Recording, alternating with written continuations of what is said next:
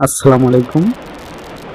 জীবনে বড় হতে হলে সবসময় শহরের বড় বড় বিল্ডিং দরকার হয় না। কখনো কখনো গ্রামের ছোট্ট একটা ঘর থেকেই বড় স্বপ্ন শুরু হতে পারে। গ্রামের জীবন আমাদের একটা জিনিস শেখায়, পরিস্থিতি যত কঠিনই হোক না কেন থেমে গেলে চলবে না। কারণ গ্রামের মানুষ কষ্টকে ভয় পায় না, তারা প্রতিদিন সংগ্রাম করে কষ্টের সাথেই বেঁচে থাকে। ভোরবেলা একজন কৃষক যখন মাঠে যায়, তখন সে জানে না আজ কত লাভ হবে, তবুও সে কাজ করে যায়।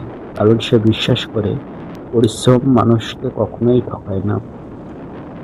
এটাই জীবনের সবচেয়ে বড় মোটিভেশন হতে পারে। আজ তুমি হয়তো অনেক পিছিয়ে আছো, মানুষ তোমাকে ছোট করে দেখছে, তোমার স্বপ্ন নিয়ে হাসাহাসি করছে। এসব নিয়ে তুমি কষ্ট পেও না।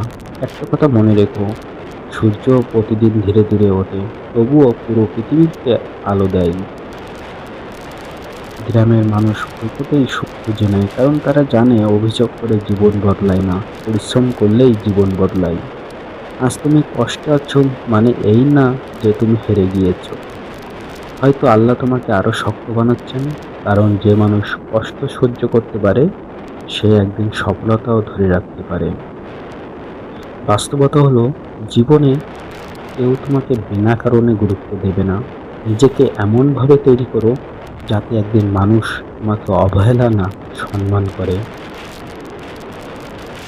জীবনে যখনই তুমি ভালো কিছু করতে যাবে, তখন অনেক মানুষ তোমাকে বাধা দেবে, সমালোচনা করবে, কিন্তু সেসব নিয়ে তুমি পিছিয়ে পড়লে তুমি হেরে যাবে।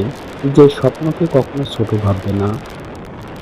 তুমি যদি গ্রামে থাকো, আজ গ্রামের একটা সাধারণ ছেলে আগামীকাল হাজার মানুষের অনুপ্রেরণাও হতে পারে, এটা মনে রাখবে। মানুষ কে কি বলল সেটা না ভেবে নিজের লক্ষ্য নিয়ে কাজ করো। কারণ সফল মানুষদের গল্প একদিন সবাই শুনতে চায়, কিন্তু তাদের সফলতা অর্জন করার সময়, সেই কষ্টের সময় খুব কম মানুষই তাদের পাশে থাকে। জীবনটা যুদ্ধের মতো, এখানে টিকে থাকতে হলে ধৈর্য ধরে রাখতে হবে, নিজের উপর বিশ্বাস, আত্মবিশ্বাস তৈরি করতে হবে, আর কখনো হাল ছাড়া যাবে না।